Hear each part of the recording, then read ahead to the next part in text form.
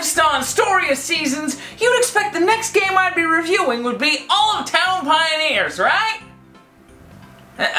No, for some reason that game's not going to be done until August. So instead, Sakuna of Rice and Ruin. But that's not a story of seasons game. Or is it? Honestly, this is just Eastern-focused Rune Factory. It even has Exceed's name right there on the box. Marvelous as well. There's Edelweiss, but I don't really know who did what. But it does have a lot of elements that your typical story of seasons game would have, so let's go ahead and look at it. So the game boots up, and one look at the screen warns us of one thing. This game is gonna look fantastic. Alright, so we got 5 travelers. They're walking on a bridge to the gods, and then the tournament master from TKO tells them to turn back. Turn back! You do realize I'm speaking, yes? I am the tournament master, just as my father was and his father before him. The one before that was a paralegal, though. But they do not turn back. Enter Sakuna, an absolute brat of a goddess voiced by... No way! It's the same voice actress for Catherine? My name is Princess Sakuna! The only name I answer to is Catherine. Anyway, she home run bats some dude off the side of the bridge and then heads off to the capital of the gods, and soon enough we're controlling her and...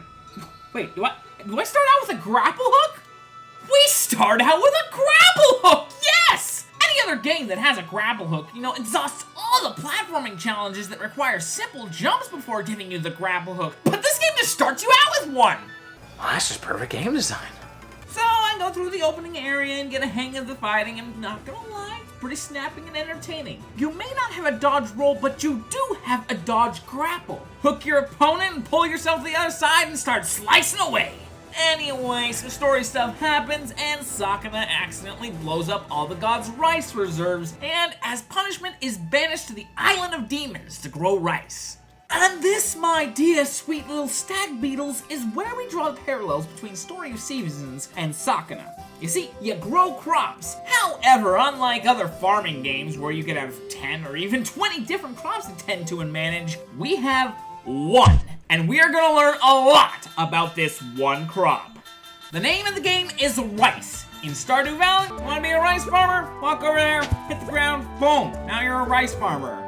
But in Sakuna, you need to sort the rice by using salt or mud to earth out lower quality seedlings. After that, you till the field to remove any rocks, as well as fertilize the ground so that crops may grow up hardy and healthy. After that, you plant the young seedlings in a growing bed so that they can reach the proper size for the field. Once they reach that size, you take out the matured seedlings and space them throughout the field. After that, you water the plants. However, seeds require flooding the fields rather than using a watering can. And you need to manage the water levels depending on where the rice is in its growth cycle, while also accounting for temperature and rainfall. While all of this is happening, you will capture frogs and other small animals to add to your field, which will eat pests while you periodically check in to pluck any weeds that may take root. But when autumn comes around, you break out the scythe to harvest all of the rice, which needs to be laid out on a drying rack. This is usually a good time to pray to God so that she can make it sunny for the drying process. You can also pray for coolness, but as you can clearly see, I have already achieved this blessing. After the drying process, you will thrash the rice from the stalks. You start out with the Kobayashi, which is an oddly relaxing process, but as you get more and more ice, you will get more and more efficient ways of thrashing the rice. And now it's hulling time, where you're going to pound the rice from low quality brown rice into high quality white rice, while also holding on to some seeds so you can do it all again next year.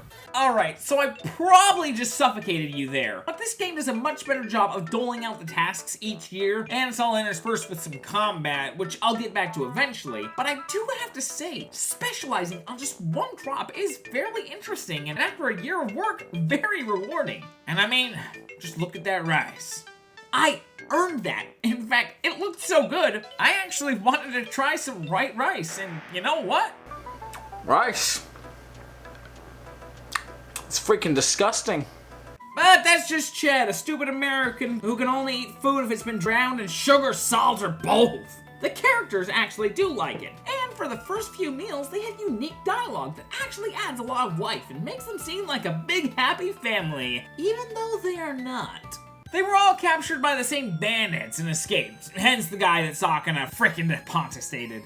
We've got Taoimon, a pacifist samurai, Kimaru, who can communicate with animals. Then there's Yue, who loves weaving, and Kinta, who has an interest in the forge, and actually those two eventually get buildings where they can make stuff for Sakuna. And finally, there's Myrte, a Christian missionary here in Japan, teaching the good word of Jesus. Or more accurately, foremost, and Japan is actually Yamato, because this is a video game and not a for reals.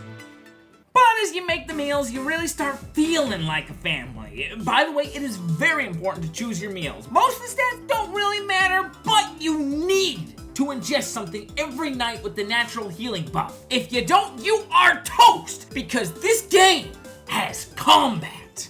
Yeah, after doing all your chores, you gotta let the rice do its photosynthesis thing, while you go out and you kill some monsters. Because, as I said back in like the 5th paragraph, you got sent to the island of demons. And the combat is snappy and fun. You start out with, heavy attacks and light strikes, but as you continue, you'll get moves that can be mapped to the B buttons, kind of like in Smash Bros. You press up B and you do this spin strike. You press just B and you do this powerful hit. And you also get moves that can be mapped to your grappling hook. Nothing like flinging yourself at a foe and using him as a projectile that absolutely decimates everyone's health bar. So you go through the year, by the way, each season is only like 3 days long, and you can get through a season per hour, and you fight the bosses, and you make Sakuna stronger. You see, she's the goddess of rice, so the better the harvest is, the more powerful she becomes. And oddly enough, planting rice is strangely relaxing. You know what isn't strangely relaxing? Fighting bosses!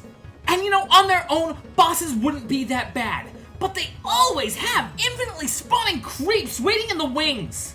Come on, I only have 2 eyes. I can't concentrate on all that. Oh, actually, dying in this game is infuriating. I was not aware that you could put certain slurs and swears together in such a manner. I thought for sure you had to follow certain syllable patterns, but let me tell you, the lexical stress in these phrases I created was way off.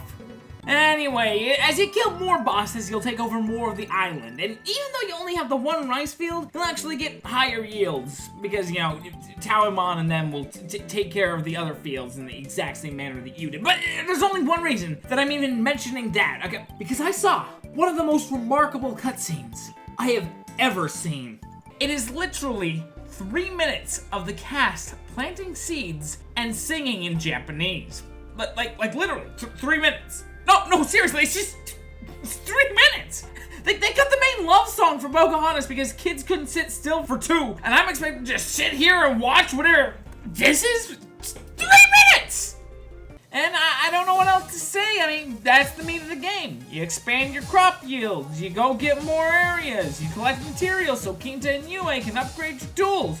Thomas tells the story of how your parents met and fell in love, and the whole story just unfolds. You kill bosses, you tend to the fields, and eventually you are dang strong and you get to fight the biggest, baddest guy. I love this boss.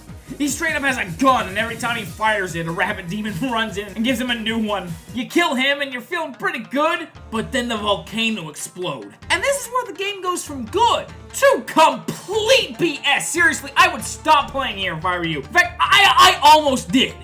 So that volcano poisons all of your field, and all of your rice dies. On top of that, about 10 more hours gets heaped onto you. Honestly, could be less, but I am both stupid and extremely stubborn. Gotta give it to the creators. Bold artistic decision to make your game suck.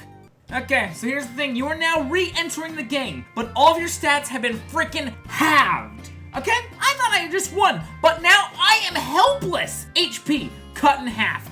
Maybe even a quarter, because the defense is also halved. Half damage, half the bar to perform special attacks, half. This is like if you went through Victory Road and right before you faced the Elite Four, all of your Pokemon levels got halved. And they unevolved. And also they all got lit on fire. And honestly, I'd take that over what happened to Sakuna. At least in Pokemon, I can go find somewhere to train myself back up. But here, I have a crippled wildebeest getting curb stomped and out of second by most of the basic enemies. However, this is where my unceasing ignorance proved to be quite detrimental. So on the map, you see these super obvious pulsating areas? Yeah. These actually contain items that you can mix into your fields to restore your stats. Mind you, it's not the stats that you need to play this game, your HP, your attack, the good ones. No, for that you need to refight the boss fights. but they're just way more aggressive than last time. You know what the most annoying part is, actually? So I mentioned natural healing earlier. When you have that perk, it's kind of like Halo, you just avoid combat for a couple seconds and you'll start to regain HP. But unlike Halo, it's not damage you gotta avoid, it's combat. And that includes defensive maneuvers, like using your grapple hook to avoid attacks. So when they lock you in a little boss arena with a one-legged anglerfish of a character, and you're fighting the toughest boss you've met yet, you can imagine the game gets pretty Hitler right about now. I have to abuse small pieces of geometry and honestly a little bit of a prayer to stand any sort of chance against this kind of absolute, unaccounted for poppycock! Honestly, this is how I know that this is a good story, because I wanted to know what happened, despite what they did to my poor child. And the one-hit KOs, and the instant death combos, and the unaccounted— Screw this game! I really liked it. Another thing is the item drops, I think. I stubbornly added 4 hours onto this game because I wanted the best weapon to fight the second to the last boss, and no one drop the item! Not that it really matters, because after you killed that boss, which I did by eating a ton of food that actually made Sakuna viable, she got the 2 best weapons for the final boss. So we have a festival to celebrate Sakuna completing her exile, but then a volcanic eruption shows the return of the evilest demon ever. So Sakuna heads out, kills a few monsters, and then we face the final boss, who ate Sakuna's parents. All in all, this guy isn't too bad. I probably had more restarts with the first boss because, as mentioned, a freaking bunny with a bow and arrow off screen is 10 times worse than focusing on one guy. However, I am gonna steal a Donkey quote right here because Donkey was actually being a bit hyperbolic with his situation, when in reality, it fits the crap that I went through to a T. See, I learned a valuable lesson there. I learned that he has a move that one shot kills you, but also the hitbox is bigger than the entire level. That's valuable information to have. But I killed his final form on my very first try, saved my parents who actually offered themselves up as sacrifices because the grappling hook was gonna take my soul, and then we move on. There's Paralogs where Kita becomes the greatest alcoholic of all time. I don't know, man. So that's Sakuna of Rice and Ruin. It might just be the Stockholm Syndrome talking, but I really like this game. I mean, cutting my stats in half, that was stupid. But, I mean, the combat is fun and snappy. The music is an absolute treat. The graphics are gorgeous. It was fun. I enjoyed the story. I enjoyed the whole thing. I don't know, man. Room Factory 5 is still a long ways out. In the meantime, pick up Sakuna.